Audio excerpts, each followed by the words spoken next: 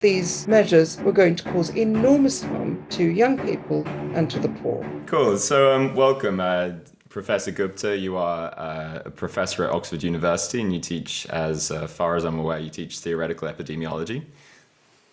Yes, I teach infectious diseases. The theoretical epidemiology is a slightly misleading title because while, of course, I do use mathematical models in most of my research, that's a big component of what I do. Um, uh, I don't just work on theory. So one of my sort of main projects at the moment is developing a flu vaccine, a universal flu vaccine, and that involves laboratory work as well as theoretical So modeling. you It's do an have some idea. practical use in the world. That's good to know. Well, what's interesting is that this flu vaccine came out of the predictions of a mathematical model. So I always use it as an illustration of how mathematical models can have really, clear translational benefits, but at the same time, uh, they aren't terribly good at predicting what's going to happen. My So they're not curiosity really. is peaked. I did have some ideas of where I was going to start, but I want to question you on that just quickly. What do you mean that it came from a mathematical model? Do you mean that they predicted somehow that the flu was going to do X, Y, Z, and then you've kind of preemptively done something about that, or is it something else? It's something else, and that's. I'm really glad you posed it that way because that's, of course, what we think models, mathematical models, do is tell you this is going to do this in the future, and therefore preemptively let's do that, and that can be one of the uses it's put to. But a more robust use of mathematical model is to conceptually outline something. So to put forward an idea about how the whole system works. And so the flu model actually challenged the dogma of how flu evolved by suggesting that not all parts of the flu virus were as wildly variable as people assumed them to be. And this, just that concept and trying to prove that that was right, to testing that hypothesis, we came upon a new way of making a vaccine that would be effective against all strains of flu rather than having to update it every year as we do now. That So it, sounds like you yeah, might be stepping on some pharmaceutical toes there, but it sounds like you're actually doing really good work. well, I mean, it's something that we've patented now in the US. So and we are partnering with a company called Blue Water Vaccines to try and develop it. So um, yes, it's Congratulations. a That's disruptive awesome. technology. At some point, people will get either cross or will adopt it as the new way. We'll see. We'll see. That all remains to be seen.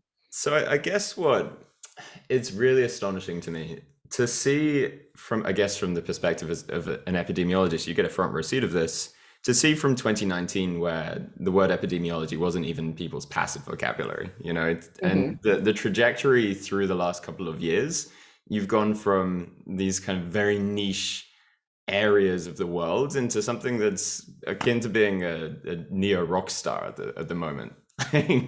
Watching how epidemiologists have suddenly just been shoved to the forefront of society is fascinating. But at the same time, nobody really knows anything about it because over the last couple of years, I've tried to study as much as I can about epidemiology, and it turns out I still know nothing because you need a decade or two of experience by the looks of it to be able to understand. So do you want to Well, maybe start by addressing what are some of the misconceptions that people tend to have had over the last couple of years about epidemiology?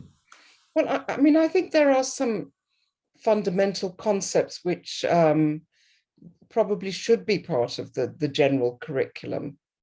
I guess the events of the last couple of years have highlighted how it would have benefited people to have some basic understanding of how an infectious disease spreads through a population, and perhaps more importantly, how we live with a whole range of infectious disease agents which just circulate and we get infected, we become immune for a period of time, sometimes for pathogens like diseases, infectious disease agents like measles, that immunity can last for your lifetime. And then for other viruses like the coronaviruses, it doesn't last for a lifetime.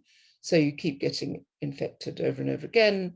But because the first infection gives you so much protection against getting a severe disease or a bad outcome, that's not a problem. You know, we don't normally get worried about the numbers of people dying from coronavirus.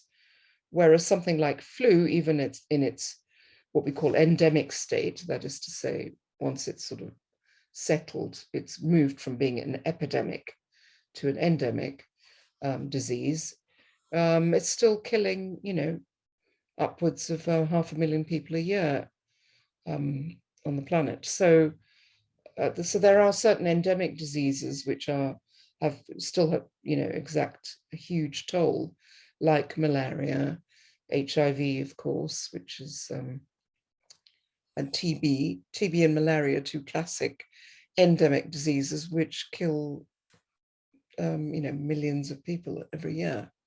And what, in terms of misconceptions, one of the rather unfortunate things I've seen in the media recently are people who are not epidemiologists, but do have titles of professor and whatnot, and do work at least obliquely on infectious diseases,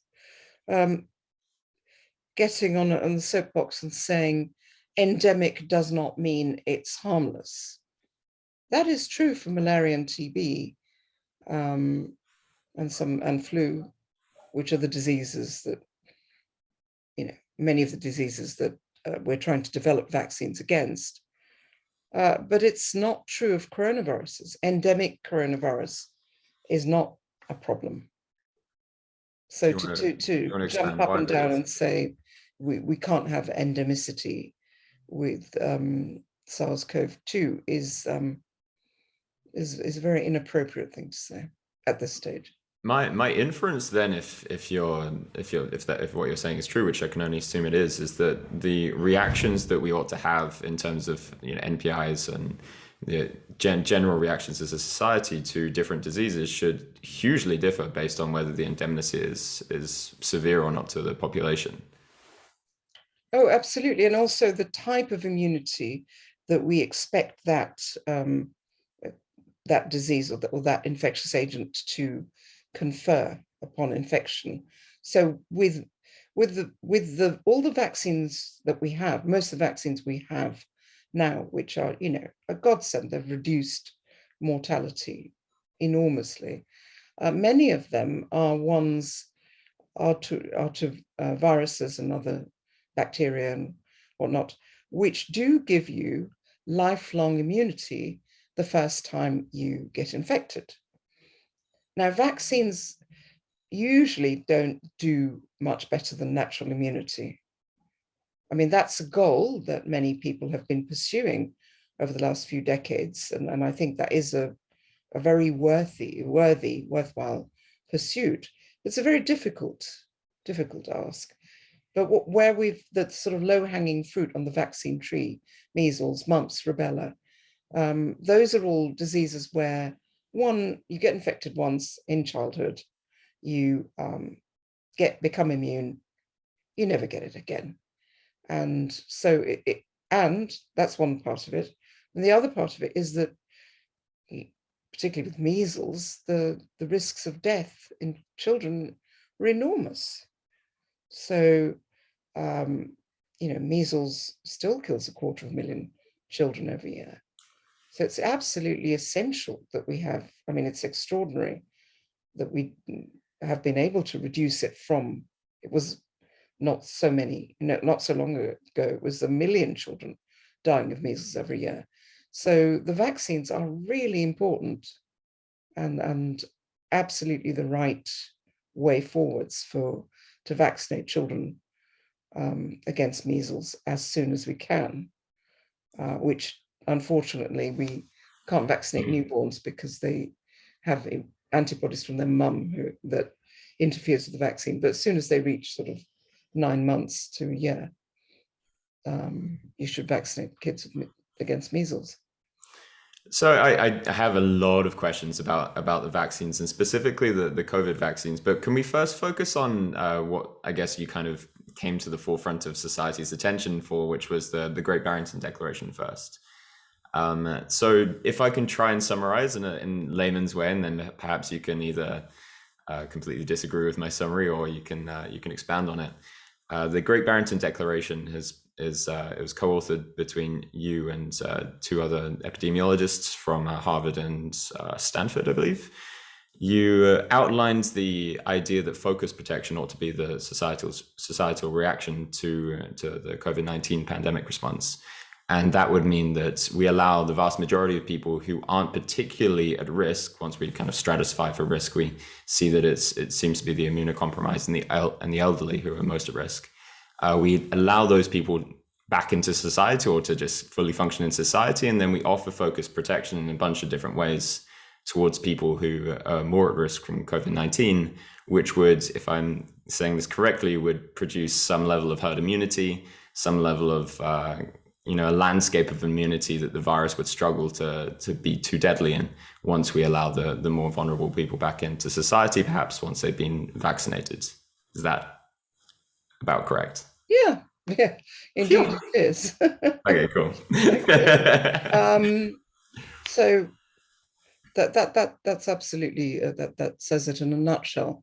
But I think where we were coming from on this was really to consider what was the right approach at that point when the epidemic, the pandemic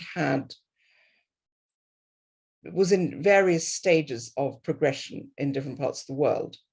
So in May of 2020, I put forward the idea that the first big epidemic wave had already occurred in the UK, and I will stand by that now, given what we've observed. But that unfortunately got misinterpreted by many as me saying the pandemic was over, which is a bit odd, given that if I thought so, why would I be, sticking my neck out to help put together the Great Barrington Declaration in October that year if I didn't think there was still a problem ahead of us. So you get this big first wave, and then you get subsequent smaller waves. And in those smaller waves, fewer people are vulnerable because many of those smaller waves are composed of reinfections, which means that people have already been exposed. But you will still have vulnerable people, certainly in the second wave, and then in the third wave, fewer. And so now we're seeing this Omicron wave, which I think the Omicron is sort of incidental. I think the fact is that most people now have already either had it or been vaccinated, and therefore this virus arrives in a landscape of people who have already had exposure to the virus, or at least the spike protein, and that's what's protecting us. So, but given that we had still ahead of us a rocky journey, what we felt we needed to try very hard to get people to think about was whether lockdowns and the other non-pharmaceutical interventions were the appropriate response, because I see it as three types of things, three things that we didn't have, three unknowns. One was, what exactly was the virus going to do? And I think that was overplayed, the uncertainty on that, because it was a coronavirus. We knew that it was very likely that we would do what it's doing now, actually, that you would see these smaller and smaller waves, that you would see fewer and fewer deaths, and that you would get this buildup of herd immunity, which is, I think, what is playing a very major role now in the profiles that we're seeing. But nonetheless, at that point, we didn't know. So I'd accept that there was some uncertainty in that. We didn't know to what extent these non-pharmaceutical interventions were actually going to stop the spread, have any effect on spread. We didn't know that. And that was what I found very difficult at that point, and still do, is that a lot of scientists, a lot of card-carrying epidemiologists were saying with great conviction that this was going to work. And actually, we didn't know that. And now we do know that they don't work very well. I mean, they must have some effect. The third thing, about which I think we did have certainty, was that these measures were going to cause enormous harm to young people and to the poor. And that was the main point. That was where we were coming from. That was our base. So to kind of rewind to the beginning of 2020, from what I've heard from a lot of people, the general guidelines for pandemics and epidemics explicitly mentions, and for instance, in the WHO's 2019 recommendations, you see that they explicitly mention not to lock down. The first kind of type of lockdown that I even saw was from the CCP from China. And it looks like a lot of the Western world and the first world just followed suit. Can you comment and maybe clarify that? Because from my perspective, it looks very confusing why that would happen. And if that is the case, you know, if we had this decades of scientific literature banked up to say, this is how we deal with pandemics, and then just kind of threw it out the window and said, well, China seems to be doing okay. I'm sure they got some honest people over there that we can trust. Well, I mean, I'm not a huge fan of kind of blaming the CCP for everything that's happened. I think the problems are you know, they they locate to the home rather than abroad. I think that also, I think one of the problems is that lockdowns can be used in different ways. So lockdowns are, again, it's the rule of three. There are three ways. This is nice. I feel like I'm at a lecture. It's been a while. Three ways. Well, sadly, that's what I've been doing for my life. So there you go. So, I mean, you can actually use lockdowns in a very altruistic way to say there is a disease that's new disease. We're going to make sure it doesn't get out. So you could equally say credit the Chinese at that point by saying that they were trying to not let it get out. Maybe. I mean, I don't know. I mean, since I don't know about that. They kind of opened up the. I mean, I'm just saying that we do know that people. So there's, you know, this sort of plague, as part of the plague mythology. This village of Am, I think I've forgotten the name, in North Yorkshire, that they locked down when the plague sort of reared its ugly head. They said, look, everyone was about to leave, and then someone stood up and said, hey, no, this is the right thing for us to do. The ethical thing is for nobody to leave. And so you can use lockdown in that way. So I don't wish to even speculate about what was going on in China, and certainly what's happening now I have no affinity with that line of approach towards infectious diseases.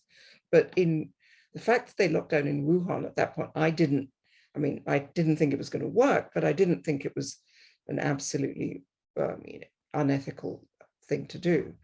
And then actually, even in Italy, when the first Italian lockdown occurred, that was also with the intent of stopping it from spreading out. So we have to be a little bit careful in condemning people or their intentions. I mean, whether it worked or not is different. So you can certainly lock down to stop something from spreading out, and I think that's noble, if you like. Then you can do something which is a bit less noble, but at least rational, which is to lock down to stop it from coming in. And then you can do something which is totally irrational in my thinking, which is to lock down to stop it spreading. And even with that, I think I'll qualify that by saying, okay, well, you know, if something suddenly arrives, you might say, let's do a 2-week lockdown so we can just think about how to move forwards and then do that. But suddenly lockdown kind of mutated rushed through those three possibilities to being this instrument for stopping the spread. And it's just still in people's heads that the right thing to do is to stop the spread, when what we really want to do is prevent people from dying. That's what our goal. Our goal is not to stop the spread, because our end point is really, oh, sorry about this dog. It's like, I got one too recently. I love dogs. My dog doesn't normally bark. Anyway, so stopping the spread is something that's become stuck in people's heads, like a kind of, one of those awful, nasty tunes. And so that's, I think, a big problem. That's part of why we are stuck in the situation we're in now. So when kind of analyzing how it happened, how we went from having what I assume to be decades of research on epidemiology to, from what it sounds like, it seems like you're saying that we're completely misapplying the concept of lockdowns. Do you think that is purely due to incompetence, or do you smell some kind of nefarious nature? We don't have to speculate on it too much. I'm not a big fan. No, I don't smell anything in the lockdown situation. I just think it's a dreadful hole that we've got into. Or should I put it this way? I don't think it's productive for us to speculate about, is this all manipulated by the powers that wish to have us all under control? I mean, I don't see that level of competence, frankly, in the powers that be, that they would wish to, that they would even be able to seize upon such an opportunity to control. Yeah, we can move on from speculation then. Perhaps towards what do you think about the idea that lockdowns are having quite a severe impact on the third world? And I actually had a debate with somebody about this recently, where neither he nor I were an epidemiologist, so we had to put a lot of question marks out there.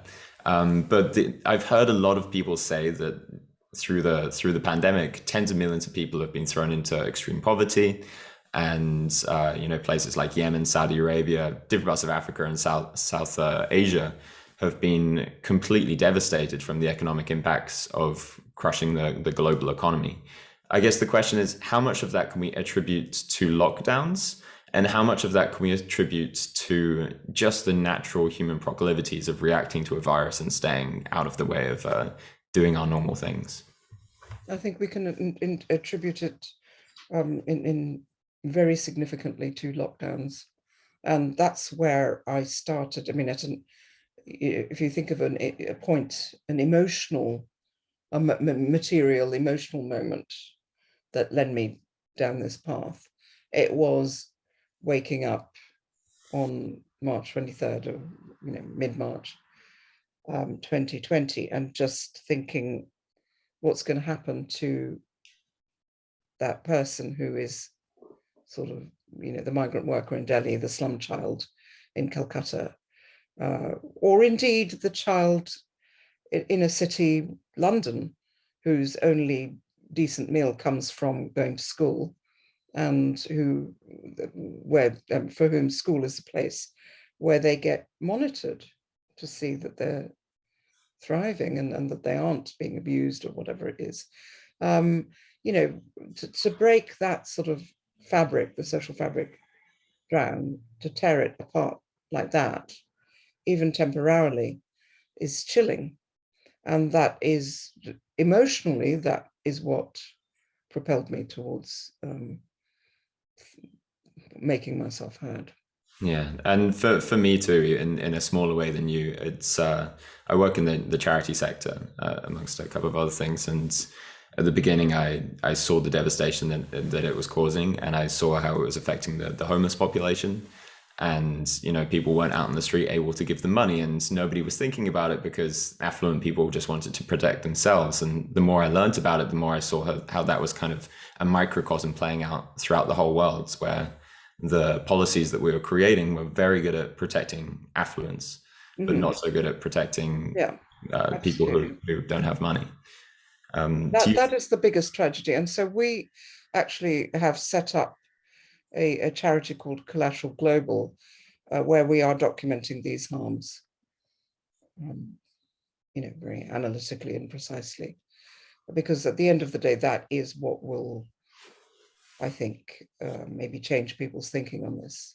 I'd really like to think so. It's I think we have to also kind of hope that the media are gonna cover it, because people tend to care about charities when they see it in front of them, instead of if they just thinking about it of their own accord. Yeah, but that was, I mean, I felt that's what has been most heartbreaking in all of this. And I was rereading a report. It came out on March 30th from the BBC. And it from Delhi, their reporter in Delhi. And he was talking about he'd interviewed a 90-year-old woman who previously sold toys on pavements of Delhi, who was walking back in the heat to her village, because what else could she do at that point? And we can speculate that she probably didn't make it back. So, these are atrocities. This is not just about, oh yeah, maybe we should lock down, maybe we shouldn't, maybe, does it work, doesn't it work? I mean, these are plain atrocities. These have to be avoided. And so the whole point of focus protection was that we were trying to suggest something that was robust to some of the uncertainties about how the epidemic would actually play out and all these sort of academic questions. What you need is a strategy that is robust, that protects those who most need protecting. Yeah, it was a weird thing to witness, seeing the whole world's kind of paint, or not the whole world, but a lot of the corporate media kind of paint the Great Barrington Declaration as dispassionate, to say that we need to protect the economy over lives or things like that. A bunch of the ways that I think you guys were characterized was just completely insane. Do you feel like it's kind of over? Do you feel like you've gotten over the hump of the general corporate reaction, or the mainstream reaction to the Great Barrington Declaration, or are you still fighting a lot of kind of misconceptions? It's very curious because, I mean, just today I felt again dismayed by reading on Twitter the response of an academic at Yale who said that we were in the pay of the far right. I mean, thank you. I make a living off reading people. I play poker for a living, and I can tell you right now, I'm near 100% certain that you're not a far right political activist. I've certainly the Great Barrington Declaration did not receive any funding from the far right. It didn't receive any funding at all, because guess what? It doesn't take a lot of money to sit down and write a declaration and post it on the internet. It takes no money at all. And so it wasn't bankrolled by anybody. And if we had any interest in preserving our sources of income, as it were, both grant income and whatever other sources that we might, I suspect that we would have taken a very different route. Having the director of the Wellcome Trust telling you that you're spreading misinformation, disinformation, I don't know, and writing in a book that you are responsible for 20,000 people dying because apparently the government would have gone into lockdown earlier in September if we hadn't intervened. That sort of thing it's not really good for my professional life. I didn't do it to advance myself. I really didn't. You could say it was professional suicide. That's something I've noticed, that a lot of the people who are kind of against the mainstream narratives, that there are many perverse incentives. You get the odd few that might be able to monetize it and have made a career from going against what the establishment, I don't like using these words, but establishment are saying. But there's also a lot, for every one of those, there's 100 people that have been just completely disparaged and discarded outside of their professions by by their colleagues. Maybe to kind of press on that, throughout the whole pandemic, I was asking polls. I really like to see how the winds are shifting through society and what people's opinions are. And one of the questions I really enjoy asking, or over different periods of time, was what percentage of people, of epidemiologists, do you think, person answering the poll, support lockdowns and in the way that they're being used at the moment, or in any way with the COVID-19 response? And the vast majority of people at the beginning, for sure, believed it was over 99% of epidemiologists believe that. So what is the actual answer? Are you kind of the fringe in your contingency of scientists, or are you perhaps more representative of a silent majority? I mean, certainly I'm aware of many colleagues who were in support of what I was saying, and then told me that they had decided themselves to not engage because it was too political. That's really sad. Which is quite sad, I agree.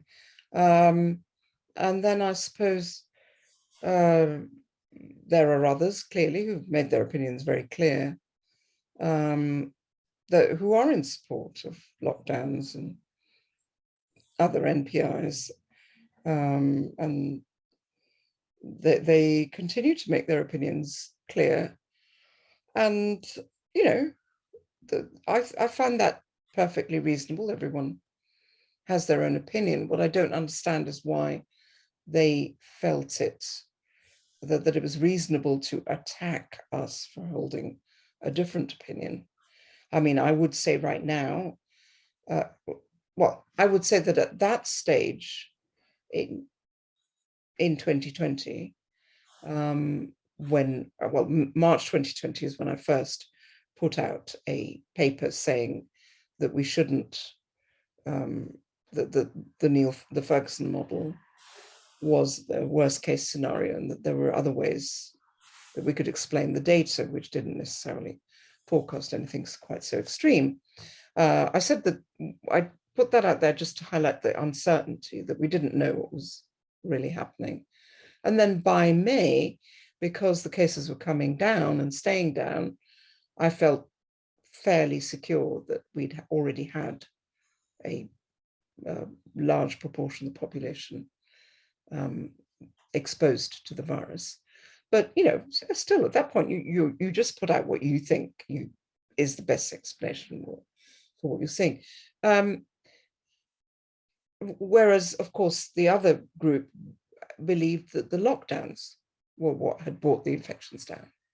So those are just two competing ideas.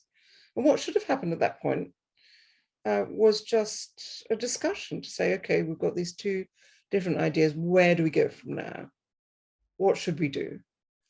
And instead, there was just this sort of lampooning. I mean, it was disgraceful. The way the academic community reacted to us was utterly disgraceful. I mean, even if we were completely wrong, there was absolutely no call to paint us as the, you know, spokesman of having been bought by the far right, when actually, certainly most of us, the great Barrington signatory, I mean, the people, Jay Bhattacharya and Martin Kulldorff and I wrote that, but then, here Carl Hennigan and I and others had also sent a letter around the week before, and it's a larger movement. It's not just the Great Barrington Declaration.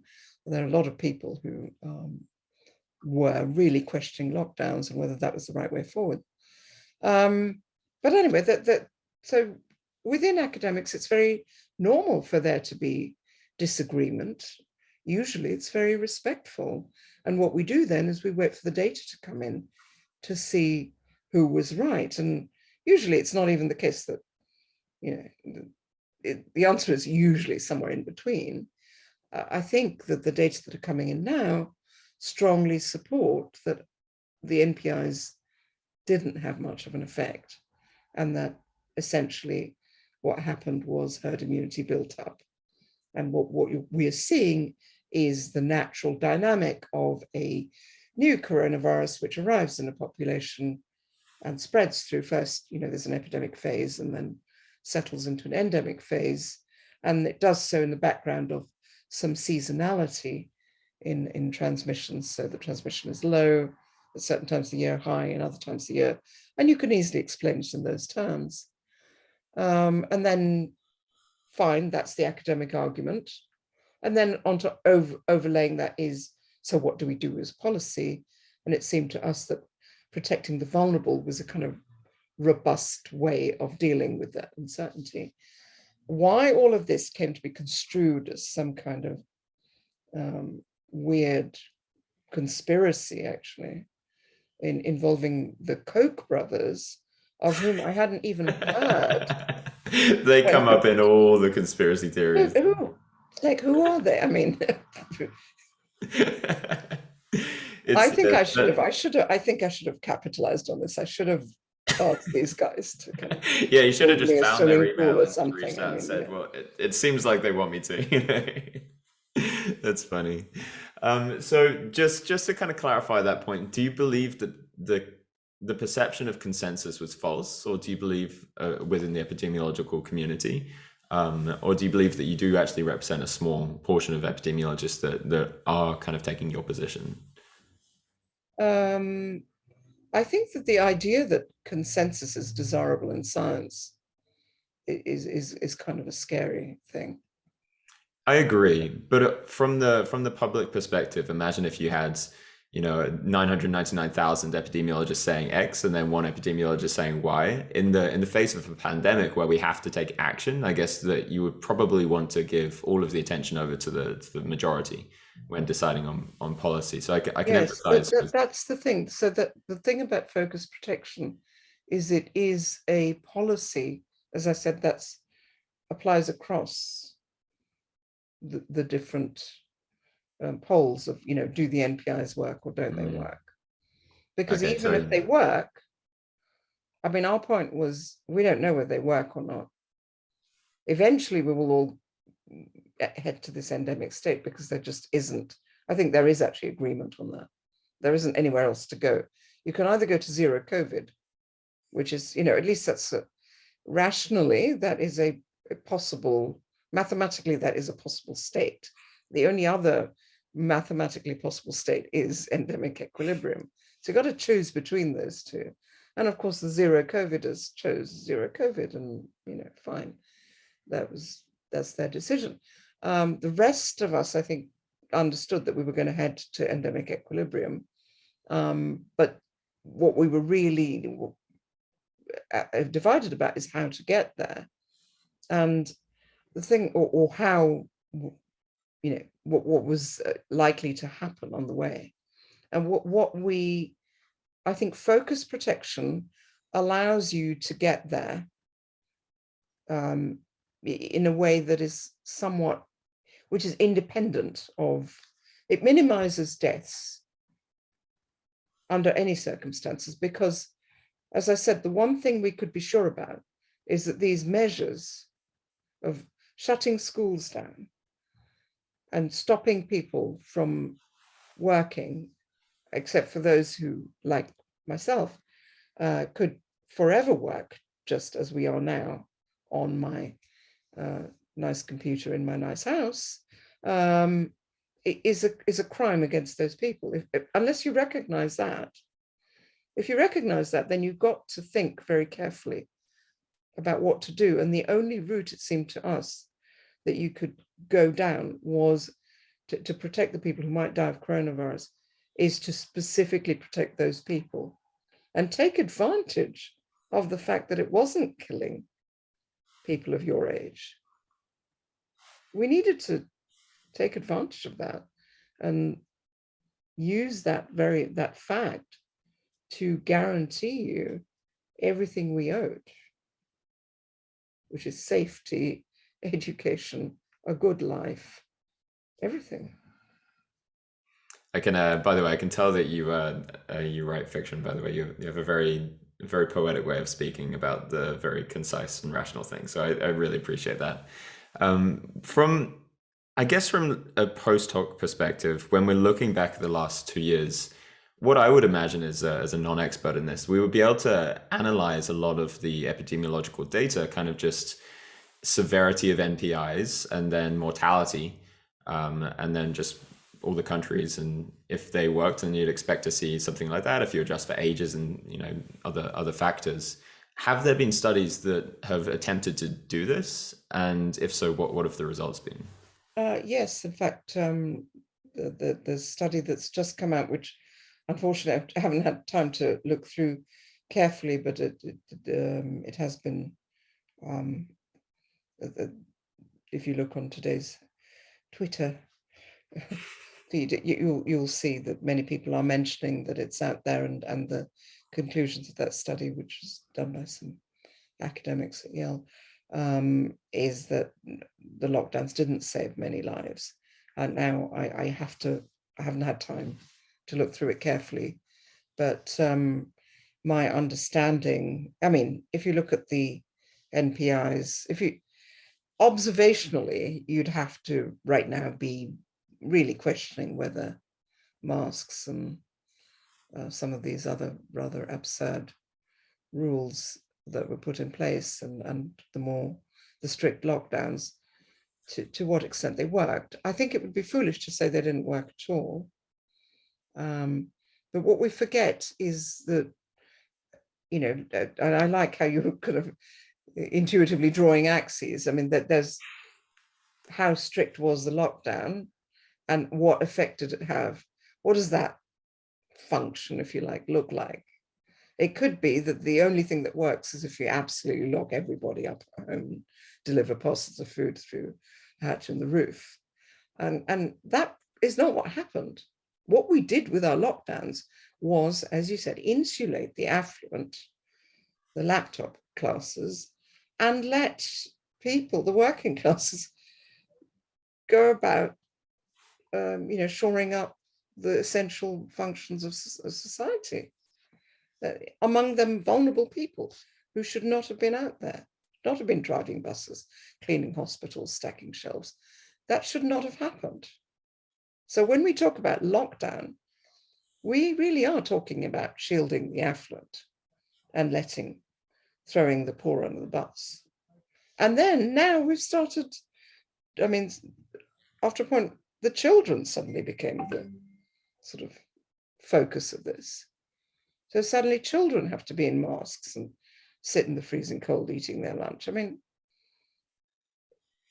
I don't understand it. I absolutely don't understand how that could be a way of combating this virus unless you felt there was no choice, no other choice.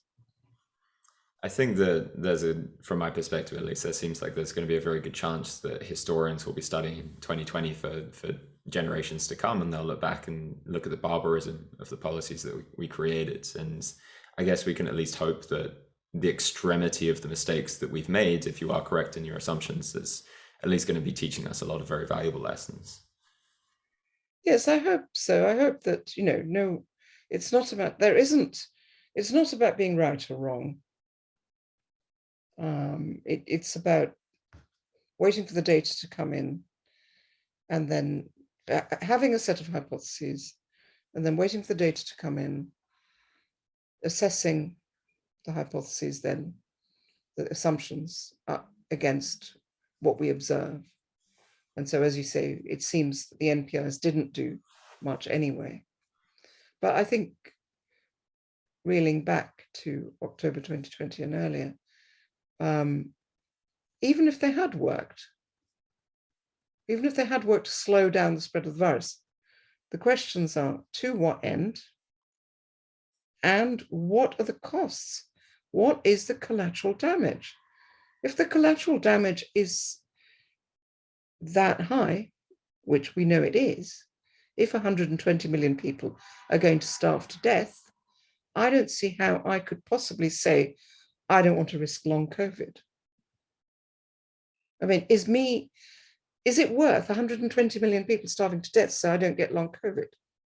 Not for me, it isn't.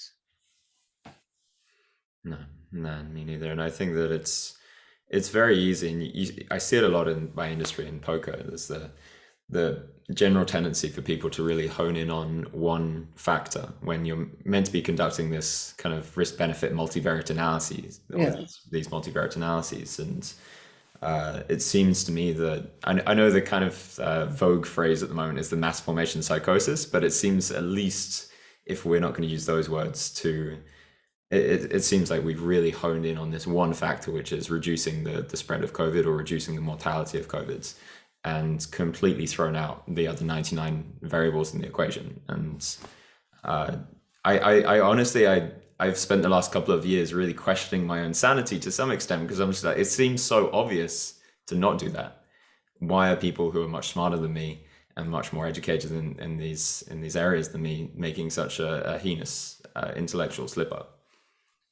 Yeah, it is curious, because also, in terms of, I've noticed in people who are still criticizing the Great Barrington Declaration, which of course, it's up for criticism. It's just a proposal. It's a strategy. It's saying, can we, should we be doing this? Shouldn't we be thinking a bit more carefully about how we can achieve a better result? One of the ways it's characterized is as a do nothing policy. And this is, and I say this with, it really does hurt me a lot, that a lot of people who are essentially agreeing with us still don't really want to agree with us completely. So there's this whole thing of, oh, that's an extreme position. But, we aren't quite that extreme, but, we're the centrists, which I find really problematic, actually, because I don't believe the Great Barrington Declaration was some sort of extreme position. It was just, as you said, bringing back to the table the old proposals that had somehow got chucked out. Anyway, one of the ways that it's characterized is as a sort of do nothing position. And I've been thinking about that. And I just wonder whether it's because, well, I think it isn't do nothing, actually, because of course we're saying, let's try and find ways of protecting the vulnerable, those who might die. And that's going to, actually, it's far from doing nothing. That's actually a very complex job. I mean, to an extent, it is simply a subset of what we did during lockdown, which is, if you are vulnerable, stay at home. We'll deliver your food. We'll make sure you can do that. We'll furlough you, whatever, if you are vulnerable. But then there are other situations like multi-generational families, where it's more complex, but certainly doable, given the amount of money that we've thrown at this. So why would they characterize it as a do nothing alternative?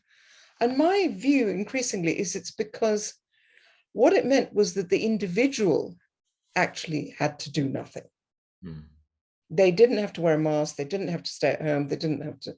We were actually asking the state to do something.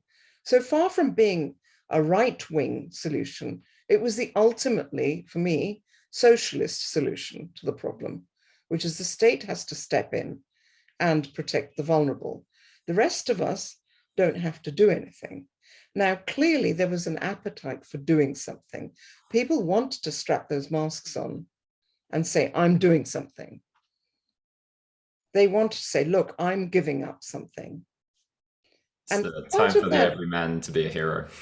Yeah, part of that is, maybe is motivated by the desire for everyone to be doing something.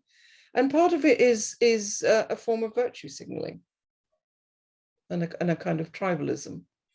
Yeah, it's interesting. I'm signing up to you. You're the person who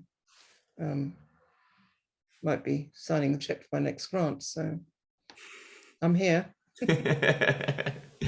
It's interesting to watch how people have reacted to anything that kind of goes against the narratives that have been really consistently spread. And I think what I've noticed is that there are a lot of similarities between, let's say, for instance, somebody's attacking a public figure. I've experienced it myself to some extent, and I would have had 1,000 different conspiracy theories or attacks or ad hominems, things that are said of me, like he's this or he's X or he's Y. And something I learned is that it benefits me a lot to not actually listen to the words that people are saying often, and just see it as energy, see it as people expressing their own discomfort, their own trauma, or whatever's happening, their own insecurity, their own aggression, through whatever first idea comes to their head that they can rationalize and say, okay, I'm not bad because he sucks at, that's something like that. So perhaps for the Great Barrington Declaration, there's an element of that I've noticed there's a very visceral reaction against anything that goes against the mainstream narrative. So it does seem kind of random, a lot of the things that have been thrown at you and your group of people that have, the signatories of the Great Barrington Declaration. But from what I see online, at least, it does seem to be a lot of just frustration towards something directed at you for some reason. Well, I probably should have come to you for therapy earlier because it has been very traumatic. I mean, some of these people are very old, very close friends, and they have not hesitated to go on Twitter and other on social media to try and take us down in the prescribed sort of devastating way. Yeah, I'm really sorry to hear that. And I know what it feels like to kind of step into the limelight and say something that is very likely going to be taken in a negative way, and then to actually experience it from people that you care about. It is really painful. And well, I mean, in fact, I didn't think it would be taken in that negative way. So that you're not brave at all. Okay, I take back the compliment. I'm not even, yeah, I just thought, shouldn't we really must be doing this? We must do this.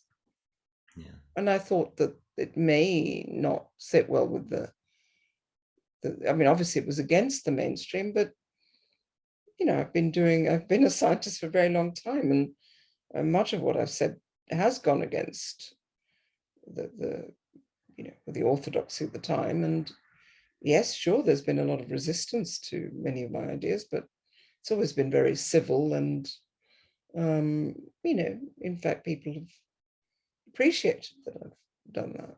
Yeah, it used to be very vogue to be heterodox. It's kind of it's not.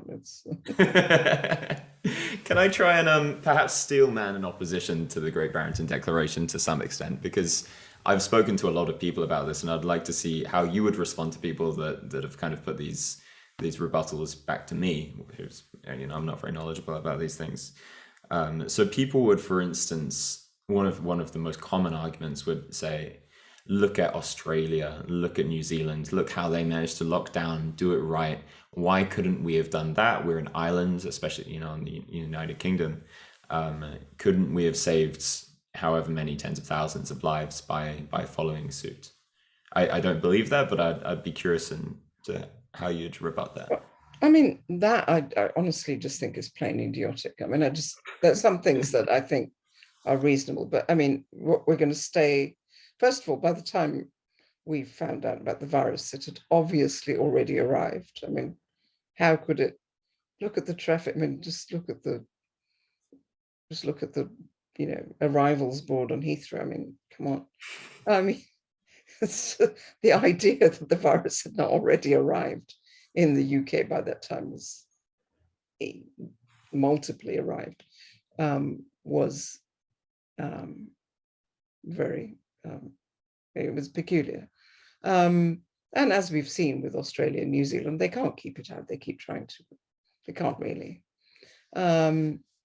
So the idea that you could seal yourself away,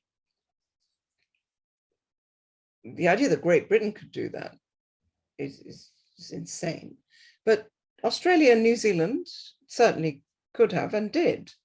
And I actually think if we were functioned as a truly international community, we might have come up through agreement rather than by saying, oh, look at us, how virtuous are we, we've locked down. We could have, through agreement, said, look, the islands and places, remote places that the virus hasn't got to yet, why don't we all agree that you guys close your borders for a while, until let's see if we can make a vaccine. And then, You meanwhile contribute financially or some other way to making that vaccine, but you don't sit there gloating and saying, look how amazing we are. And we don't sit there going, I can't believe you're not letting us in. And then eventually maybe we could have come up with a very sensible strategy that did involve some level of sealing away those places that hadn't, or that the virus hadn't reached, just to minimize the spread for a time being. I'm not sure it would work, but I would say that would, as an internationally agreed strategy, may have had some legs. But the way it was enacted was the worst form of nationalism, and that I have ever seen in my life. And it violated every code of internationalism that I have, that I could ever have thought. The Koch brothers aren't going to be too happy with you saying that. So a question I have, and something I've been really curious about, is that when we've been looking at official data about the infection rate of COVID and the death rate of COVID, there seem to have been some really unprecedented changes in how we're assigning certain data. So, for instance, if we say how are we diagnosing a COVID death, it's pretty well known now that throughout the whole pandemic, it was within 28 days of a positive test, whether it was PCR or a different test. And that could have been from a variety of diseases like cancer or suicide or something like that. And there seems to be a lot of misdiagnoses of death. Is that unprecedented in the way that I've perceived it to be, or has there actually been other times where we've looked at infectious diseases and kind of just said, oh, anyone that seems to have some symptoms or is tested positive is going to be put down as a data point? No, I found that quite mystifying. I couldn't understand how a rational person could look at a statistic which said, it was the BBC were explicit, died within 28 days. How could you look at a statistic like that and say, oh, that must be the lower bound? Because that's what the BBC said. It was the lower bound. They said, actually, there have been this many excess, or this many people have died who may have had COVID. This is the lower bound. And so I found that quite astonishing that people just sat there and accepted that. And it was clear that it would be revised down. I'm just glad it's happened. I couldn't understand why. The question is, why did it take this long for that to be revised down to the real numbers? Because it was important that people knew the real numbers. So much of this has arisen out of a panic and fear that's been instilled in people about what happens if we get COVID, what happens if my child gets COVID. And the numbers which were there at the outset, they were there in February 2020 for us to see the proportions of people dying in each age class. It was very clear that your 5-year-old child was not at any serious risk unless they had some comorbidity. Yeah, it's been interesting for me. I've had my fingers in different groups, and I've been really trying to understand where different areas of society are coming from. One of the kind of sectors, if you want to call it that I spend a lot of time with is the quote unquote spiritual community. People that are very into meditation, healthy eating, nutrition, things like that. And there's actually been this weird kind of interlocking between the political right, who are very against all of these measures, and the spiritual community. And my working hypothesis is that a lot of the people that I know, a lot of my closest friends, have done that kind of deep inner work to really relinquish the fear of uncontrollable outcome, or very predictable outcome, like we're going to die someday. And the people that I've seen that have been most kind of frantic or fanatical about reacting to COVID in particular ways have been, from my personal experience, the ones that have been correlated to the largest fear of things like death and death of loved ones. Yes, of course, some personal experience will tilt you one way or the other, to an extent. But really, as you say, and I said this a long time ago, our response to this has been singularly unpoetic, and by which I don't mean just that we haven't addressed it. with the perspective that art and the contemplation of art gives us, which is a more holistic understanding of what life is all about in the first place. But yes, it's just been driven by this very, very single, one-dimensional need to just avoid a single outcome. It's a really beautiful concept, the idea that we could address something as kind of concrete as a pandemic with art, in the sense of, even if our intellect is what needs to be solving the problem, it's our hearts, our artistic proclivities that might be able to put it into context and stop us from going crazy. Because the intellect without or the head without the heart, if you want to say it like that, or the intellect without the intuition, I think causes its own type of delusion. That's right. I mean, one of the a conceit I use is Aristotle's sort of rhetorical triangle, which it has pathos, ethos, and logos. So logos is obviously the thinking part of it. And then the pathos I use as a sort of stand-in for the socioeconomic consequences. So, okay, there's the logos bit, which is just, okay, how do we tackle this pandemic? And then even, and I mean, now, sadly, or what we know that these NPIs or restrictions don't even fit into the logos. But even if they did, we should have always immediately started to think about the pathos. What is that doing to the livelihoods of people? People are going to starve because of this. People are going to be left without medication, all these programs, vaccination, drugs for HIV, for TB, all of these things are going to be disrupted to a point where it's almost immediately not going to be worth it anyway. And then there's ethos, which is, how do we want to live our lives? Do I want to actually not teach my students because there's a 1 in 10,000 chance that I might get COVID and get really sick and die? How is my life worth that much that all these university students who are beginning their lives should not be allowed that experience of living? Well, I mean, what was done to university students, I think, was just extraordinary. The fact that they still charge the same amount of money is amazing. It's the fact that the universities still charge the same amount of money for their Zoom calls is well, I don't think universities should charge any money at all for students to come. Another right-wing talking point. So perhaps we can go on to let's try, before we go on to vaccines, maybe just quickly on masks.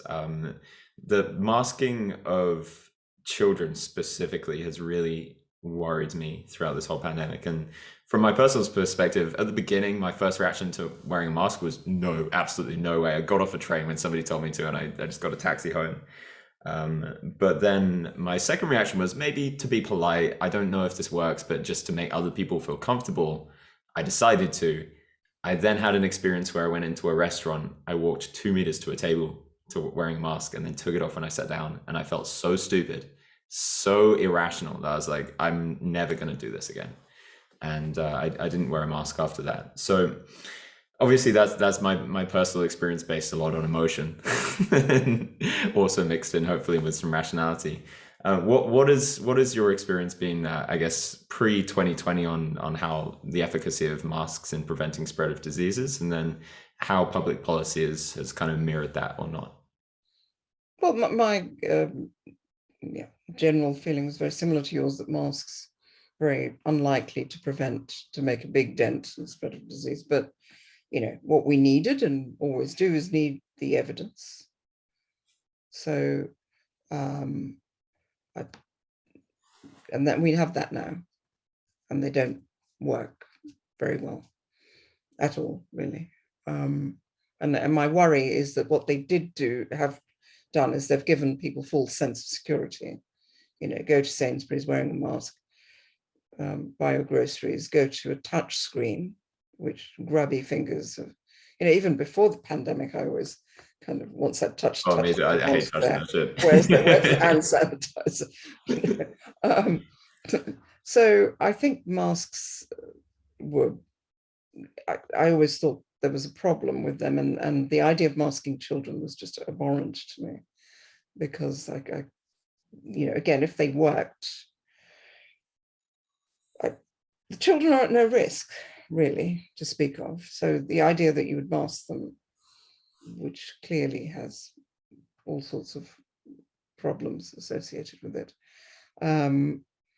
seemed wrong. But we needed to wait for some of the data, and they've now come in. So fortunately now, as of today, we don't have to wear masks.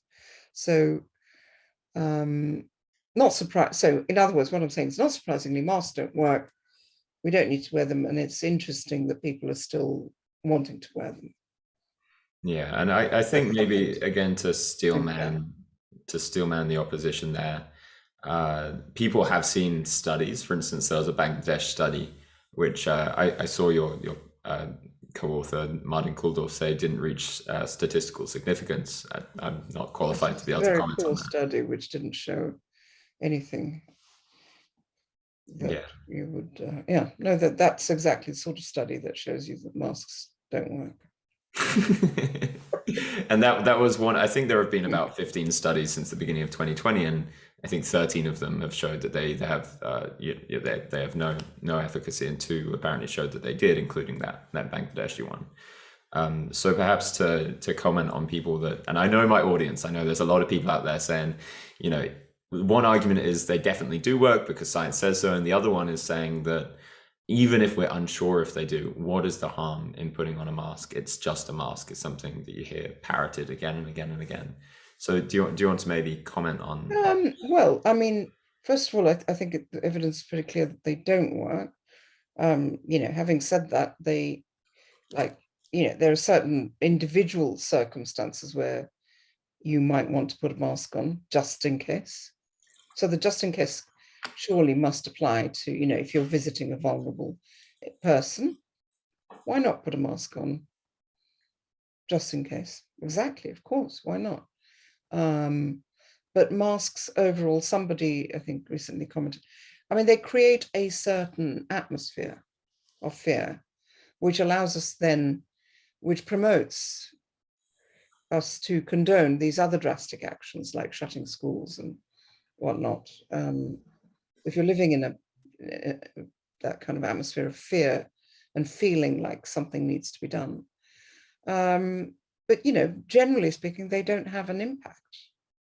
And fundamentally, they contradict, again, the premise that we will have to reach an endemic equilibrium, which means we will have to get infected. So yes, if you can use masks in a sensible way to deliver focused protection, by all means do so. But to rely on masks to stop the spread is foolish, and to think that stopping the spread generally is a good idea is something one should question. So are you making the argument that there is potential that they do work in preventing the spreads of COVID-19, if you're saying that just in case, if you're visiting a vulnerable person, then you might as well wear one? As you said, why not? Maybe sometimes things work at an individual level. You would just, within that particular interaction, you would say, well, why don't I just wear a mask? It'll make me feel better. It'll make me feel a little bit better, like I'm doing something. Why not? I'm just saying one also has to be kind to those people who feel that it does give them a little bit of a sense of doing something when they're visiting someone who's vulnerable or someone who's immunocompromised. I think it's really important to not be overly judgmental about these things as well. So no, I don't think masks overall will prevent people from dying. In other words, if you think back at how things were before we became hyper aware of what people died from, vulnerable people died every year, many of them from infections like flu. Somebody gave it to them, right? That person could be you. But what we did as a society is we took that blame and we dispersed it. That's what societies do. That's what the social contract is. Somebody will have given flu to Granny, who then maybe dies from flu. But the whole point of society is for it not to be located to an individual, and particularly not a young person who should never carry that guilt. So that's what society is supposed to do. But at an individual level, when you go and visit Granny, if there's an epidemic raging, wear a mask. It may make you feel better, may make her feel better. Do that. Yeah, I guess I probably fall on a different side. I definitely agree that criticism without judgment is really important. I think that being judgmental is just one of the worst things if you're thinking of it as a value judgment on that person. But I guess I'm as a society, I believe that we ought to be critical of things that are irrational with a loving and kind heart. And if from my perspective, if it is true that masks don't actually offer that protection, I think that there's some intrinsic and hidden value in saying what is true, even if it is kind of taking away somebody's safety blanket or somebody's idea of self-protection, because perhaps then that will allow them to think about other things that would keep their grandma safe, or perhaps it will allow them to do any number of other future rational things based on the fact that they're now no longer relying on this mask. Mm-hmm. Yeah, no, I mean, overall, I think I agree with that. But I would also not presume to judge someone who felt more comfortable at this point in time visiting somebody who is vulnerable. Yeah, wearing a mask. I would feel, I do think wearing one on a train or in my classroom is not a good idea. Maybe moving on to natural immunity quickly. And I had a debate with somebody a couple of days ago, and it turns out that there's a lot of people that are really, really disagreeing on this in kind of modern culture. And you can be on one side of the internet and the algorithm will tell you all of these people agree with you, and you can be on the other side and the same thing will happen. I've seen that there are dozens and dozens and dozens of studies that are saying the value of natural immunity as a phenomenon and the superiority of natural immunity versus the COVID-19 vaccination immunity or vaccinated immunity. Is that true? There are very few vaccines, none really. Maybe the pneumococcal vaccine, but that's slightly a whole different ballgame. There are no vaccines yet that we've developed that do better than natural immunity. So that was to be expected. And from the start, I've said vaccines are great for protecting against severe disease and death and for delivering focused protection. We should never rely on them to stop transmission, because natural immunity to COVID is also transient. It's not like measles. You don't become immune for life. We know that from studying the other coronaviruses. You lose your immunity against infection over a timescale of a few years or a few months even. But what you retain is the ability to fight disease. This is known as a standard coronavirus paradigm. So, yeah, of course the vaccines aren't doing that. They offer a shorter duration of protection against infection than natural immunity itself. That is no surprise. But natural immunity is also not lifelong for coronaviruses against infection. They are against disease. So from what I've seen, and tell me if this is incorrect, it seems really difficult to get a concise number on how much more efficacious natural immunity is than vaccinated immunity. Number one reason, or at least one of the top reasons, is that both immunities wane over time, and it's hard to isolate the variable if we have all different people that have taken the vaccine at different times and have got infected at different times. It doesn't matter. It's one of those questions. It's not an important question, because one of the big mistakes that was made by the set of academics that immediately set out to destroy the Great Barrington Declaration in the form of the John Snow Memorandum is they said three things. The first thing they said is, how do we know there's any natural immunity at all to COVID? Which is an astonishing thing to say in October in 2020. Work in many labs, including our own, had shown that you get neutralizing antibodies and T cells and whatnot. So that's a strange thing. The second thing they said is that, how do we know it's going to last? And in fact, we knew it wasn't going to last, because other coronaviruses, just as you said, natural immunity against infection is short term. It's not lifelong. But this is the bit that they completely missed. And this bit was missed by people who have PhDs in epidemiology. And that bit is that you will maintain the same level of herd immunity in the population as you would for a disease where you don't lose any immunity, provided they have the same transmissibility. So losing immunity does not stop a wall of immunity building up in a population. And the reason that may seem counterintuitive. Very much so, but please continue. But this is why I've been putting out these explainers on this Collateral Global website about why that happens. It's like a cistern. So you have a level of water, which is maintained, and that is independent of whether it's flowing in or out, or the rate at which it's flowing in or out.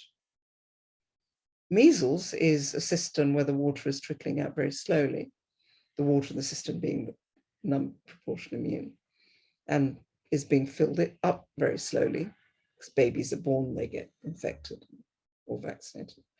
Coronavirus, the cistern is, the water's turning over very rapidly, but the level of water would be the same.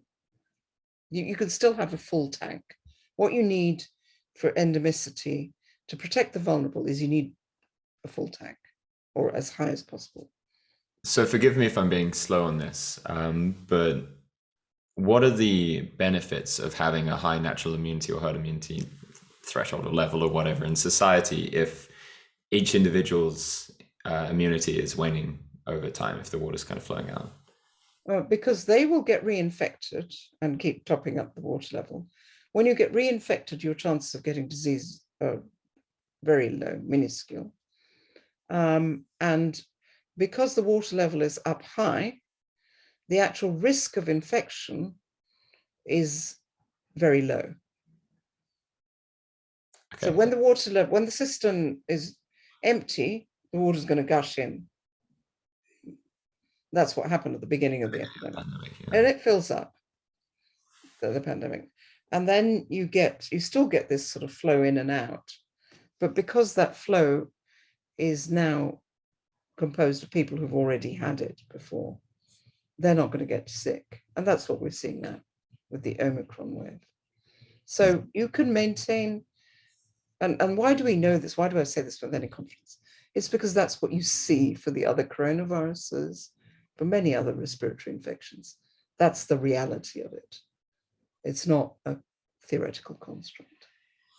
Yeah. But the idea that losing immunity means that you can't build up herd immunity is, it's frankly quite astonishing that the people who signed that declaration wrote that. I think we're going to need some kind of PR campaign or some kind of media campaign to be able to teach that to the world, because I can't see that getting through to people so quickly. Well, as I said, at the risk of plugging these explainers that we've created on Collateral Global, hopefully that bring that. Plug away. What's the website? It's called collateralglobal.com. Yeah, I guess. I'll link it in the description. Yeah, I suppose.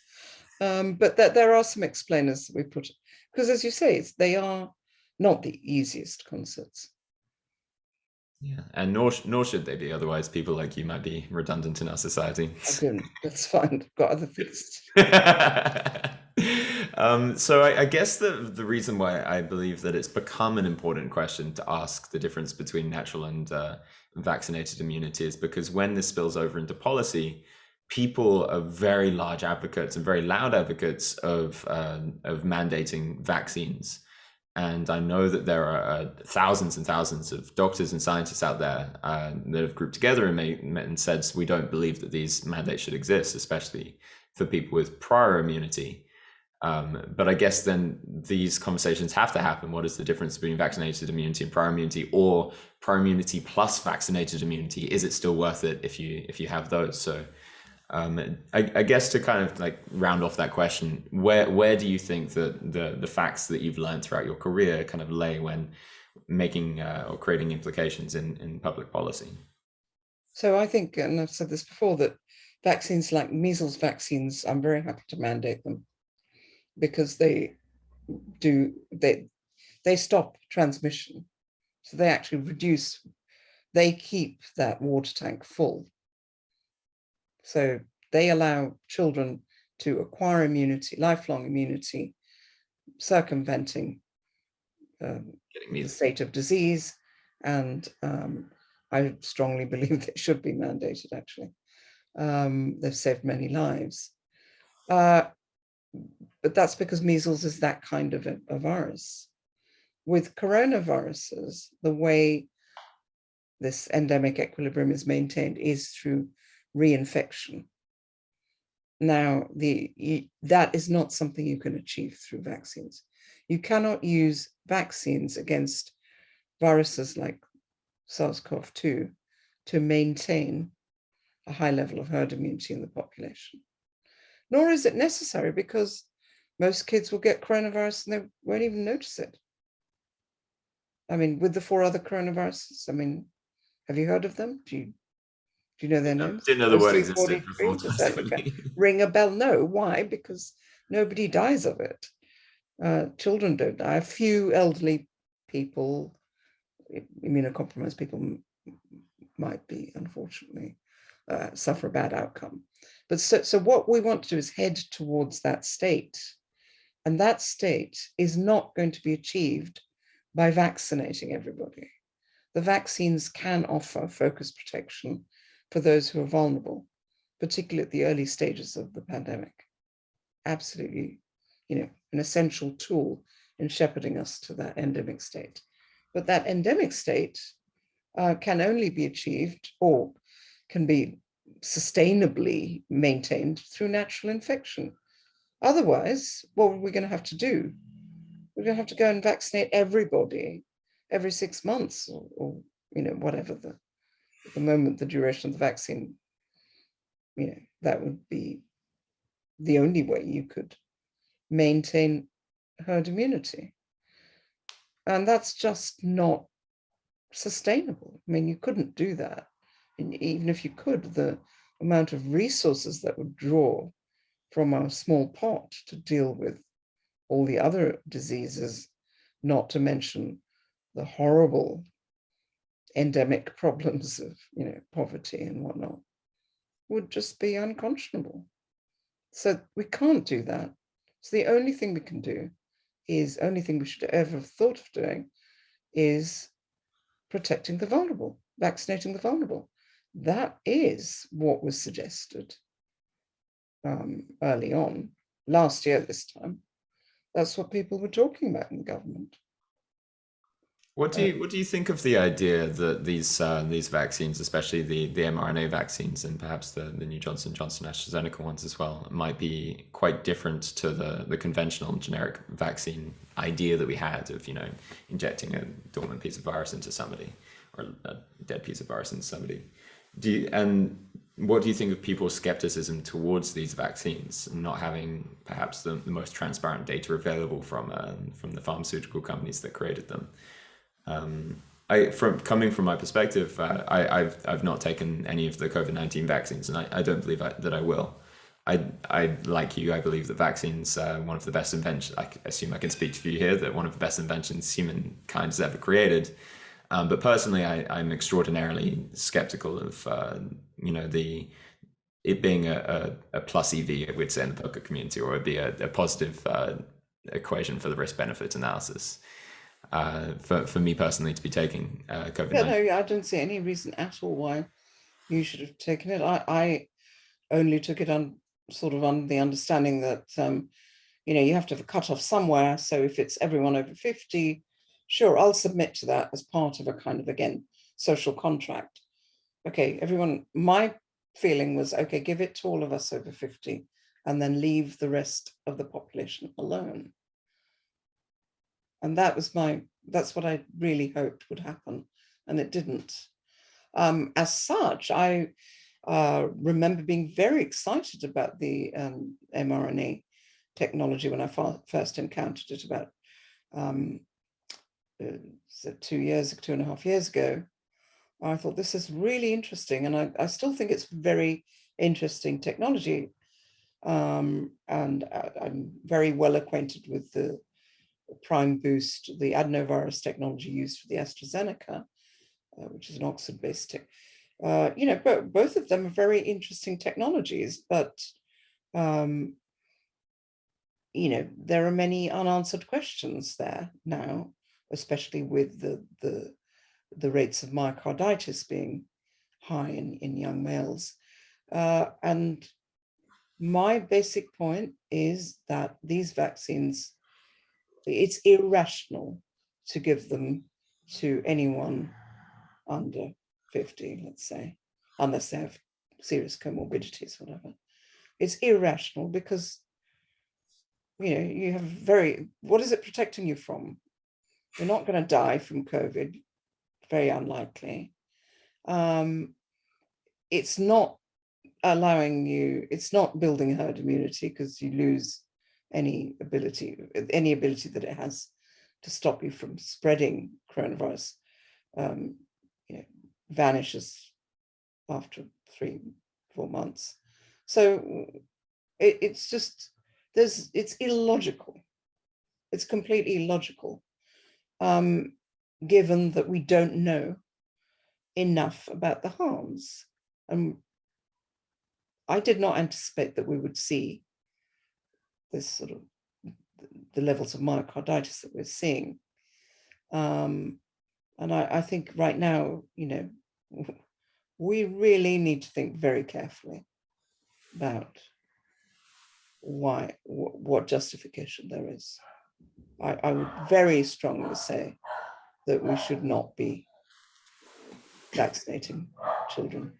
Yeah, and for me, this is probably why I fall down on the other side of the argument when it comes to mandating any kind of vaccine or any kind of therapeutic, because even though it does seem very, very likely to me that taking the measles vaccine, for instance, for a child will be extraordinarily beneficial in the long run, I think that if we cross the point of, and please tell me if you disagree with this, if we cross the point of, it's fine. If we cross the point of allowing governments to be able to tell citizenry what each person should be having inside of their body or not, it opens this door up in a slippery slope kind of manner.